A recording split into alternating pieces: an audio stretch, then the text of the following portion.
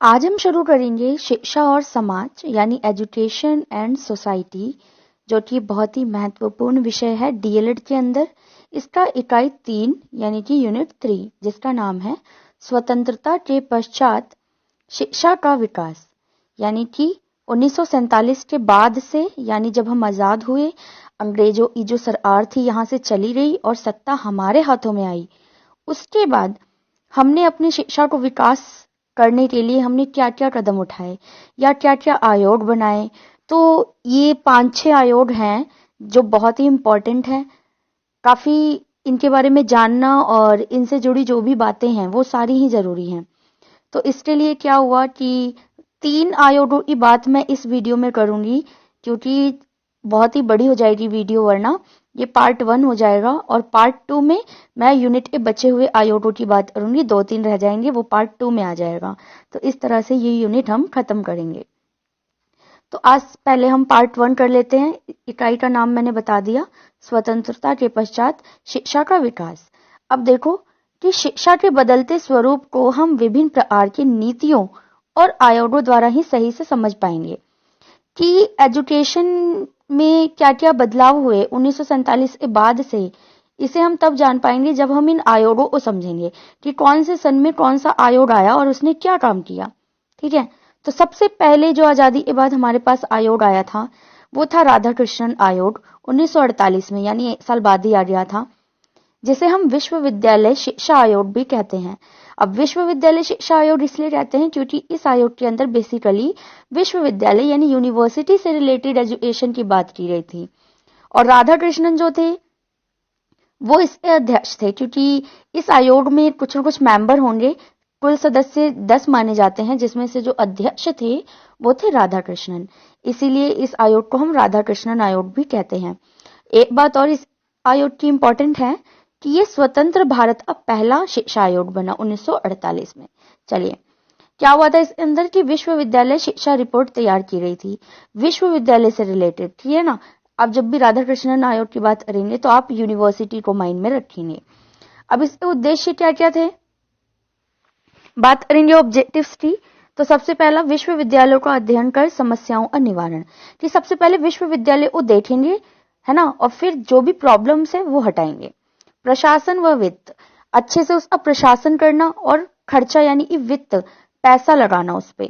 महाविद्यालयों के अध्ययन, अब यूनिवर्सिटी के अंदर कॉलेजेस आते हैं तो उन कॉलेजेस का भी मूल्यांकन किया जाएगा। उच्च शिक्षा के लिए सुझाव देना, जो उच्च शिक्षा होती है जिसके बाद हम यूनिवर्सिटी में जाते हैं उसके ऊपर भी वो सुझाव देंगे। प्राध्यापकों की नियुक्ति व वेतन, अब जो प्रोफेसर्स होते हैं जो यूनिवर्सिटीज में पढ़ाते हैं उनकी नियुक्ति कैसे की जाएगी और उनका वेतन कितना होगा, ये सारी बातें जो है क्लियर करना इस आयोग का मुख्य उद्देश्य था। अब आते हैं बात सुझाव पे कि ये जो राधा कृष्णन आयोग है इसने क्या क्या सुझाव दिए। पहला, कि उच्च शिक्षा को समवर्ती सूची में रखें। जैसे हमारे पॉलिटिकल में आपने पढ़ा होगा 3 सूचियां होती हैं, राज्य सूची, केंद्र सूची और समवर्ती सूची। तो राज्य सूची में वो काम होते हैं जिसके ऊपर जो है राज्य का हाथ होता है, हस्तक्षेप होता है, और केंद्र सूची में वो काम होते हैं जो केंद्र अपने हाथ में लेती है। लेकिन शिक्षा को हमने क्या कहा हमारे राधा कृष्णन आयोग ने कि इसे हम समवर्ती सूची में रखेंगे, यानी राज्य और केंद्र दोनों मिलकर शिक्षा के ऊपर काम करेगी या पैसा खर्च करेगी। अब आगे आते हैं, प्रबंधकारिणी समितियां स्तर संभालें। ठीक है, क्या कहा कि एजुकेशन जो है यूनिवर्सिटी की उसे संभालने के लिए कई प्रकार की समितियां बनाई जाएंगी और वही वो सारा काम देखेंगी। जो वित्त भार है वो केंद्र व राज्य दोनों सरकारें संभालेंगी, वित्त यानी पैसे से रिलेटेड। विश्वविद्यालय अनुदान समिति के बजाय अनुदान आयोग बने, मतलब अनुदान समिति का नाम बदलकर अनुदान आयोग बना दिया गया। आगे जो स्ट्रक्चर है शिक्षा का वो क्या किया गया, स्नातक यानी ग्रेजुएशन 3 साल की और परास्नातक 2 साल का यानी कि एमए, और पीएचडी जो है वो कम से कम 2 या फिर 5 साल की होगी, रिसर्च जिसे हम कहते हैं। और क्या क्या सुझाव दिए गए इस आयोग ने कि व्यवसायिक शिक्षा होनी चाहिए जिसके अंदर कृषि, वाणिज्य, इंजीनियरिंग, तकनीकी, चिकित्सा और प्रशिक्षण जो है वो शामिल होंगे। इससे क्या होगा, बच्चों को पढ़ाई के साथ साथ आगे जाएंगे तो जॉब लेने में भी इजी होगी।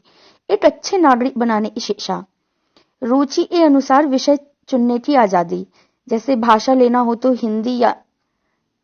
हिंदी अथवा अंग्रेजी, यहाँ पे हिंदी लिख गया गलती से, आप इसे अंग्रेजी कर लेंगे। उसके बाद 12वीं के बाद जब आप 18 वर्ष हो जाते हैं तो उच्च शिक्षा जो है उसके बाद जो हायर एजुकेशन होगी वो केवल योग्य छात्रों को ही दी जाएगी। इसके लिए आपको पता है कि कट ऑफ वगैरह निकलती है, कॉलेजेस में सबका एडमिशन नहीं हो पाता। ट्यूटोरियल प्रणाली होगी, एजुकेशन यूनिवर्सिटी में ट्यूटोरियल्स होते हैं, यानी कि क्लासेस जो है एक्स्ट्रा भी दी जाती हैं एक्स्ट्रा सब्जेक्ट्स को लेकर, तो बस उसी को ट्यूटोरियल कहते हैं। शिक्षकों को वेतन, जो शिक्षकों का वेतन है वो बढ़ाया जाए ताकि शिक्षक भी जो है वो रुचि लें पढ़ाने में। उन्हें आवास सुविधा दी जाए और श्रेष्ठता आधारित हो। ये क्या कि मान लीजिए प्रोफेसर जो है वो कॉलेज से बहुत दूर रहता है तो वो टाइम पे आएगा नहीं, हो सकता है नौकरी छोड़ दे, तो इसलिए उन्हें आवास की सुविधा भी देने का प्रबंध किया जाए। परीक्षाएं कैसी होंगी उस टाइम पे? यूनिवर्सिटी में इनके सुझाव थे कि लिखित होनी चाहिए, प्रायोगिक होनी चाहिए, एक्सपेरिमेंट और ओरल भी होने चाहिए। आगे इन्होंने कहा कि जो डिवीजन होगा, जैसे अभी आज के टाइम पे आता है ना, फर्स्ट डिवीजन आया है, सेकंड डिवीजन आया, तो 70% लाने वालों को हम प्रथम डिवीजन देते थे और 55 वाले को द्वितीय और 40 वाले को हम तृतीय श्रेणी में देते थे। राधा कृष्णन आयोग ने ये सुझाव दिया था। धार्मिक व नैतिक शिक्षा का होना, इन्होंने ये भी कहा कि धार्मिक और नैतिक शिक्षा भी होनी चाहिए। तो ये इनके सुझाव थे। अगला है हमारा टॉपिक राधा कृष्णन आयोग के गुण व दोष। बहुत जरूरी है, आप जितने भी आयोग पढ़ेंगे ना उनके सुझाव और गुण और दोष, ये दो चीजें तो बहुत ही ज्यादा जरूरी है।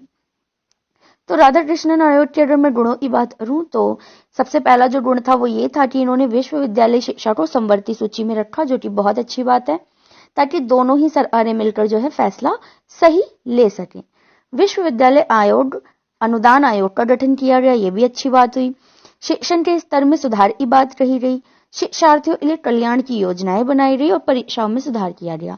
तो ये तो इसके गुण थे। लेकिन दोषों की अगर मैं बात करूं तो उद्देश्यों की व्यापकता, कि जो राधा कृष्णन आयोग ने उद्देश्य बताए हमें वो इतने बड़े लेवल पे थे कि मतलब बहुत ही ज्यादा व्यापक हैं, जिनका हो सकता है कुछ ऐसे भी उद्देश्य हैं जो कभी पूरे ही ना हो।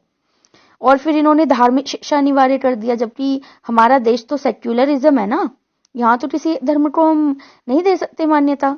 उसके बाद शिक्षकों के वेतन में भेदभाव कर दिया। इन्होंने कहा कि जो अच्छे अनुभवी शिक्षक हैं उनका वेतन ज्यादा होना चाहिए, तो ऐसे तो मतलब पार्शियलिटी हुई है एक तरह से।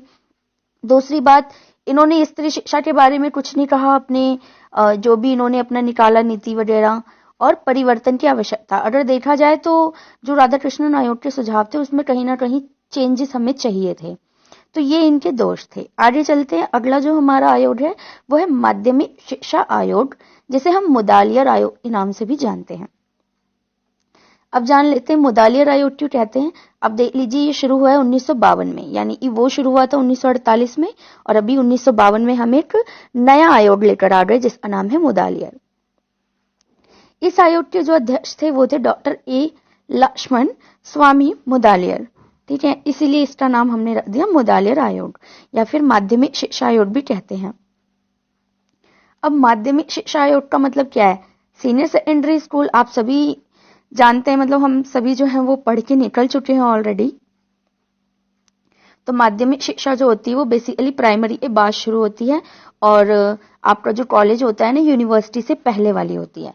तो इन्होंने जो अपनी सुझाव वगैरह दिए वो इसी शिक्षा को लेकर दिए। तो क्या हुआ कि माध्यमिक शिक्षा में रहित कमियां, इन्होंने सबसे पहले ना माध्यमिक शिक्षा में जो कमियां देखी वो देख लीजिए। इन्होंने क्या क्या कमी देखी और फिर बताया कि इन कमियों को दूर किया जाना चाहिए, इन कमियों की वजह से हमें ये आयोग लाना चाहिए या फिर लागू करना चाहिए। तो क्या थी ये क्रियाएं? ये क्रिया ये थी कि कमियां ये थी कि एक पक्षीय होना, यानी कि जो शिक्षा थी ना मुदालियर आयोग से पहले माध्यमिक शिक्षा जो थी वो एक पक्षीय थी, यानी जब बच्चे को कुछ पढ़ाया जा रहा था तो वो एक ही चीज का विकास कर रहा था, मतलब बच्चे का ना सर्वांगीण विकास नहीं हो पा रहा था।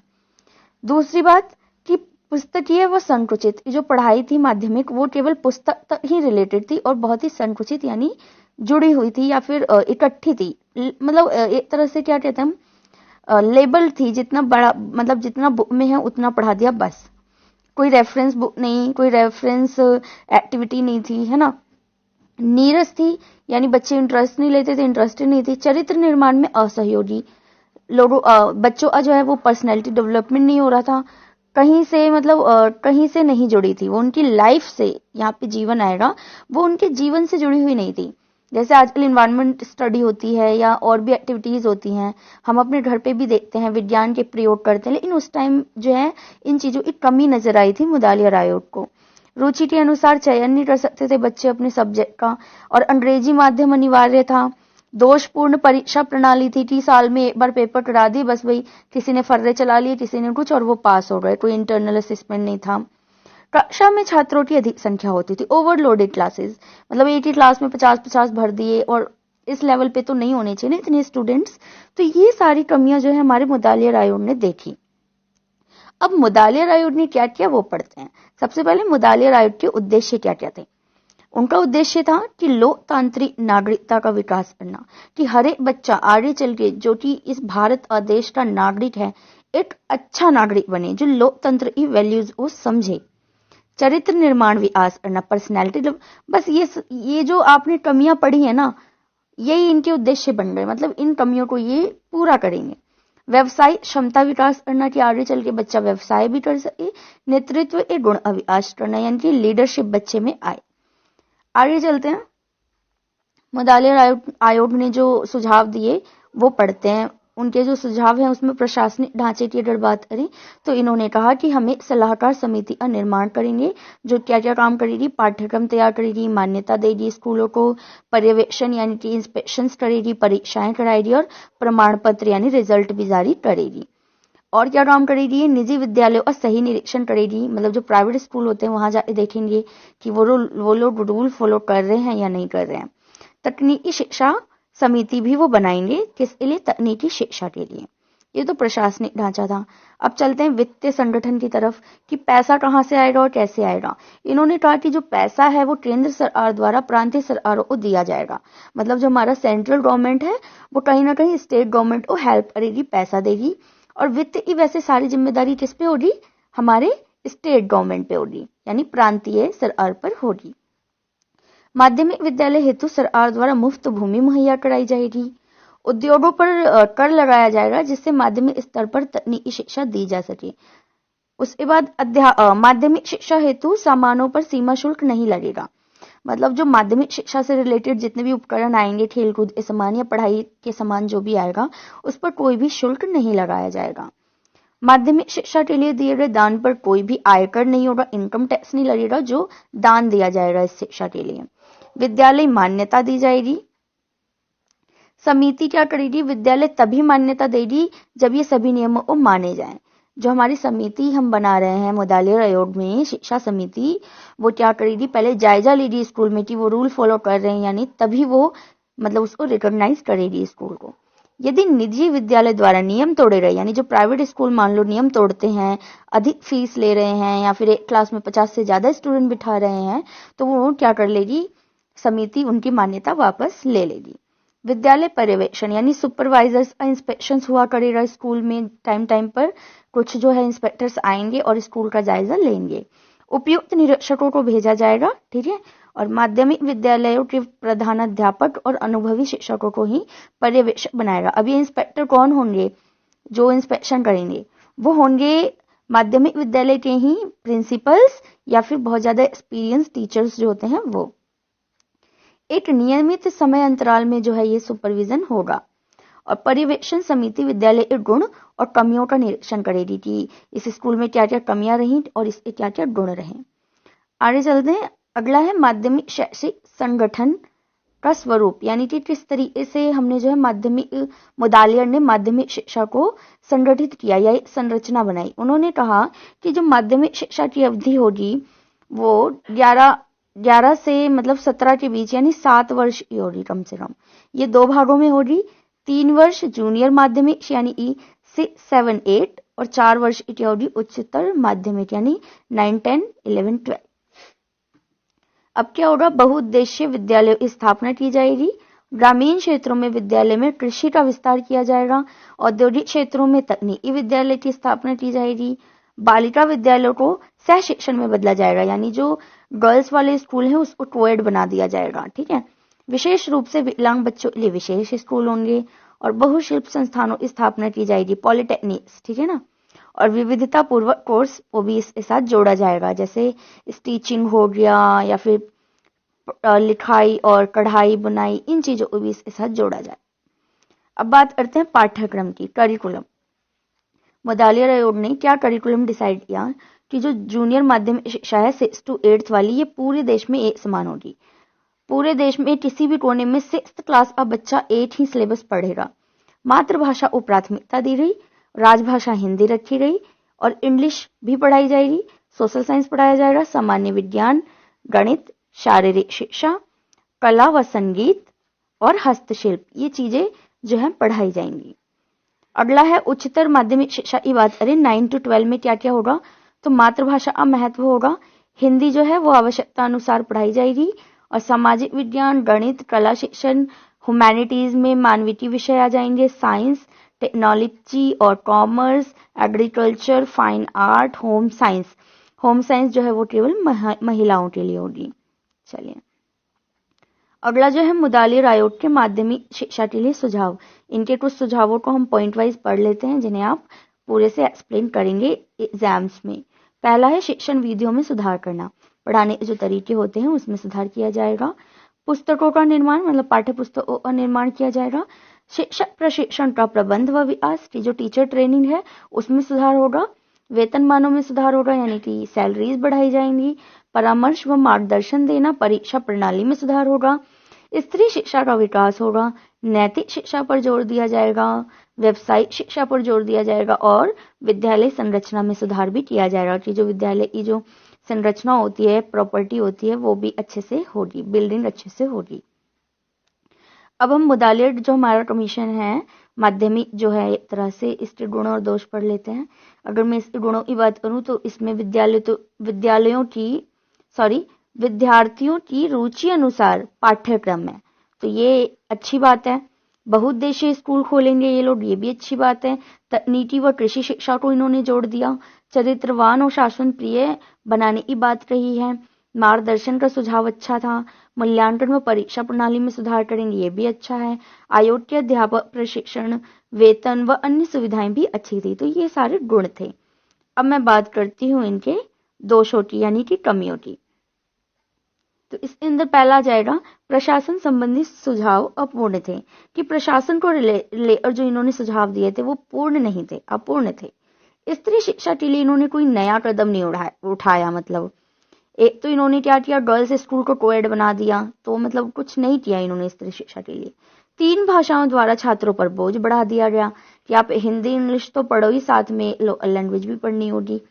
अंग्रेजी कभी अनिवार्य बोल दी तो कभी बोल दिया चॉइस में है, तो ये भ्रम है तरह का, समझ में नहीं आया।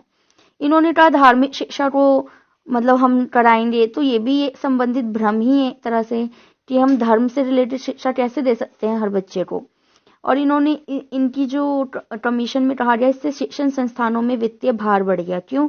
क्योंकि इन्होंने विद्यालयों को जोड़ दिया तकनीकी से, फैक्ट्री से, कंपनी से, तो पैसा कहीं ना कहीं बढ़ गया, तो इससे इंडिविजुअली भी बच्चे पे जो है बढ़ता है बर्डन। तो ये ड्रॉबैक्स थे इसके। आगे चलते हैं, राष्ट्रीय विकास के लिए शिक्षा, यानी कि मोस्ट इंपॉर्टेंट कोठारी कमीशन। ये बहुत ही इंपॉर्टेंट टॉपिक है, ये हर बार पेपर में आता है। इसका जो सन है वो है 1964 से 66। अभी वो 58 में आया था, अब ये 64 में आ गया। क्यों आया, इसकी क्या जरूरत पड़ी, अब ये देखो। और यहाँ पे ना कोई ये नहीं दे रखा यूनिवर्सिटी से रिलेटेड है या फिर ये माध्यमिक शिक्षा है या फिर ये प्राथमिक शिक्षा है, नहीं। क्यों? क्योंकि कोठारी कमीशन जब आया तो इसने न केवल प्राथमिक को, न केवल यूनिवर्सिटी को, न केवल माध्यमिक को, बल्कि इसने पूरे शिक्षा को बदल के रख दिया। मतलब इन्होंने ना हर क्षेत्र में, हर स्तर पर जो है बदलाव दिए, प्राथमिक वालों को भी, माध्यमिक को भी और यूनिवर्सिटी को। इससे पहले के आयोग निश्चित क्षेत्र अथवा स्तर तक सीमित थे, है ना। जैसा हमने पहले पढ़ा, राधा कृष्णन जो था वो विश्वविद्यालय से था रिलेटेड, और मुदालियर वाला जो है वो हमारा माध्यमिक शिक्षा से है। लेकिन इस कमीशन ने शिक्षा के हर स्तर को छुआ। इस जो कमीशन है, ये वाला जो कमीशन है, ये कोठारी कमीशन, इसने हर स्तर पर काम किया है। इसके मुख्य 3 उद्देश्य थे, विशेषताएं थी। वो क्या थी? पहली, किसी एक स्तर का नहीं बल्कि ये शिक्षा के सभी आयामों तक प्रसारित था। मैंने ऊपर ही बता दिया। दूसरा, शिक्षा व राष्ट्रीय विकास की बात, इसने शिक्षा को राष्ट्र से जोड़ दिया। तीसरी बात, अंतर्राष्ट्रीय संरचना, इसकी जो संरचना थी वो इंटरनेशनल थी। क्यों? क्योंकि 17 में से जो 6 और सदस्य थे वो लंदन, यूएसए, टोक्यो, मॉस्को और यूनेस्को से थे, तो कहीं ना कहीं इंटरनेशनली भी जुड़ा हुआ था।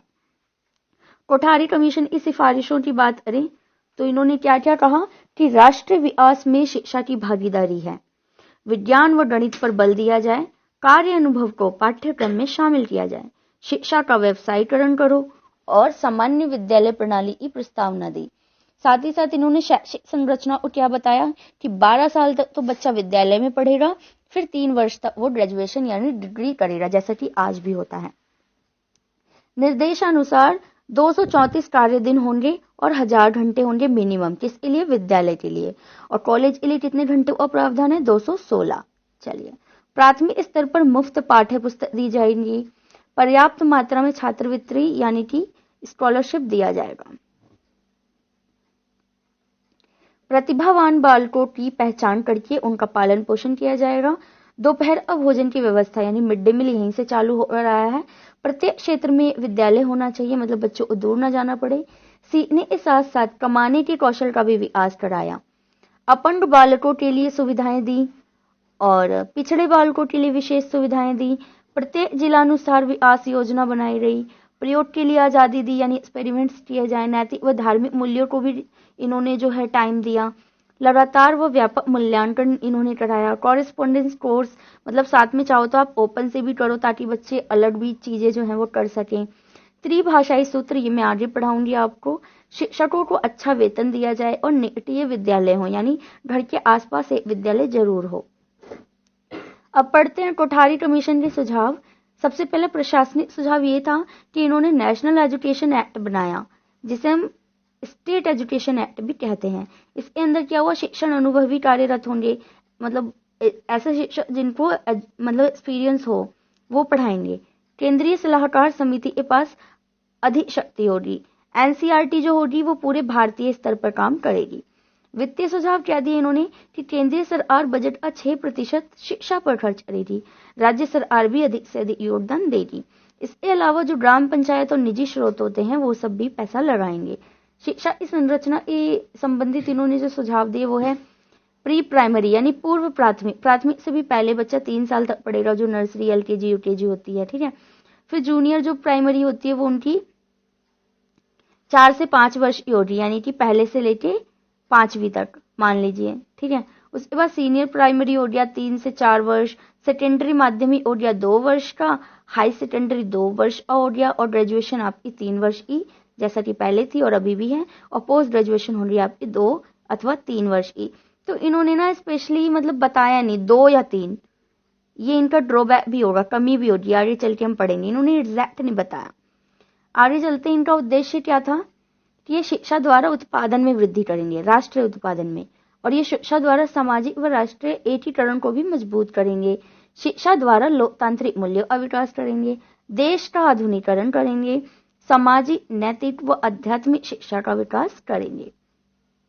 बात करें अगर पाठ्यक्रम की तो इन्होंने पूर्व प्राथमिक में खाने पहनने का कौशल, मतलब पूर्व प्राथमिक क्या होता है, बच्चा एलकेजी यूकेजी में है, साफ सफाई, बातचीत करना, खेल कूद, सृजनात्मक कार्य, इन विषयों को इन्होंने रखा।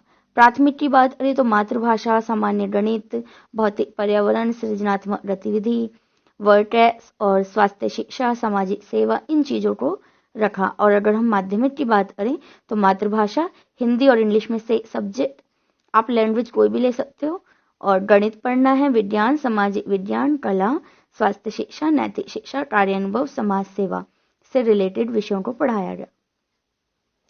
त्रिभाषाई नियम क्या था? त्रिभाषाई नियम इन्होंने लागू किया कि एक तो क्या पढ़ेंगे आप, मातृभाषा, चाहे वो आपकी क्षेत्रीय हो या प्रांतीय हो। दूसरा, महासंघ की राष्ट्रीय भाषा जो भी है, हिंदी अथवा इंग्लिश में से एक। उसके बाद आधुनिक भारतीय भाषा या फिर यूरोपियन भाषा या फिर शास्त्रीय भाषा, इनमें से भी आपको एक पढ़ना पड़ेगा जो कि हिंदी और इंग्लिश नहीं हो सकती, क्योंकि ये आपने ऑलरेडी ले लिया। तो आपको 3 भाषाएं पढ़नी है। आगे चलते हैं। शिक्षण विधियों संबंधी सुझाव इन्होंने ये दिया कि जो विधियां हैं वो रुचिपूर्वक होनी चाहिए, लचीली होनी चाहिए, कम खर्चीली होनी चाहिए और प्रभावपूर्ण होनी चाहिए। पाठ्य पुस्तक संबंधी सुझाव ये थे कि पाठ्य पुस्तक समिति बनाई जाएगी जो कि हर प्रांत में काम करेगी और एनसीईआरटी जो है वो पूरे देश में लागू होगा।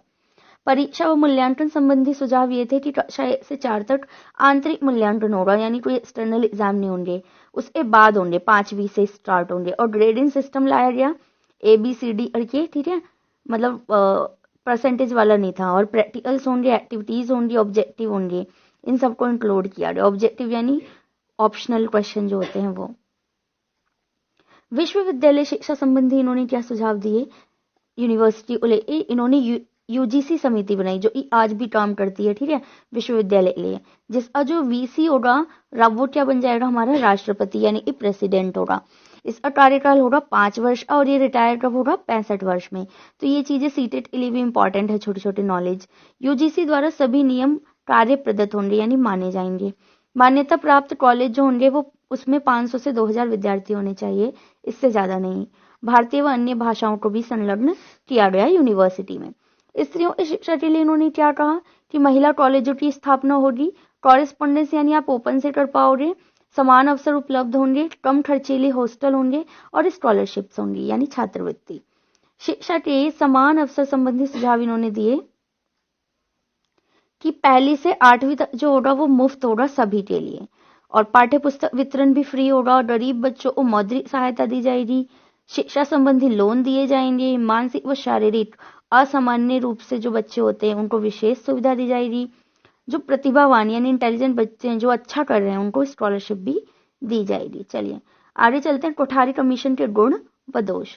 तो गुणों की बात करें तो इसमें बहुत सारे गुण निकल कर आएंगे क्योंकि इन्होंने शिक्षा के हर स्तर में काम किया। पहला, विद्यालय शिक्षा में विकास किया, है ना, शिक्षा संबंधी नियम व सिद्धांत बनाए, शिक्षा योजनाओं को मार्गदर्शन दिया, शिक्षा को लेकर इनके उद्देश्य बहुत अच्छे थे। विश्वविद्यालय शिक्षा में विकास किया, प्राथमिक शिक्षा की व्यापकता दी, माध्यमिक शिक्षा संबंधी सुझाव अच्छे थे, कृषि शिक्षा का विकास किया इन्होंने, विज्ञान शिक्षा का विकास किया और तकनीकी व व्यावसायिक शिक्षा को इन्होंने शिक्षा से जोड़ा। इसके बावजूद हमें इसमें कुछ कमियां मिल जाती हैं, जिसका पहला दोष यही है कि शिक्षा का उलझा हुआ स्वरूप दिया। जैसे इन्होंने कहा 1 से 3 वर्ष, 2 से 3 वर्ष, तो हमें पता नहीं 1 या 3 या 2 या 3, तो ये जो आपने बीच में डाल दिया ना हाइफन, इससे कहीं ना कहीं हमें भ्रम पैदा हुआ। और दूसरी बात, अप्रभावी भाषाई नीति, इन्होंने त्रिभाषाई सूत्र लागू कर दिया, तो समझ में नहीं आया इतना ज्यादा, मतलब 3 लैंग्वेज ही बच्चा पढ़ेगा तो बाकी के सब्जेक्ट कहाँ जाएंगे। भारी पाठ्यक्रम भारी हो गया, है ना। सामान्य सरकारी स्कूलों की कमी, सामान्य रूप से क्या हुआ कि सरकारी स्कूलों की कमी हो गई, बच्चे इतने ज्यादा बढ़ गए। फिर व्यवहारिक व सैद्धांतिक रूप से अलग अलग, कि जैसा लिखा गया ना इसमें कोठारी कमीशन में, वैसा लिखा तो काफी अच्छा गया, लेकिन जब उसे व्यवहार में नोटिस किया गया या फिर व्यवहार में रख के देखेंगे तो वो उतना अच्छा नहीं दिखाई दिया। और फिर व्यवसाय में कमी, जब इतने सारे बच्चे पढ़कर निकल रहे हैं तो उनके लिए व्यवसाय भी देना हमारे लिए जरूरी है। तो ये था हमारा यूनिट 3 का पार्ट 1। इसमें आधी यूनिट कंप्लीट हो गई है, आधी यूनिट में पार्ट 2 में पढ़ाऊंगी। आई होप कि आपको इतना समझ में आया होगा।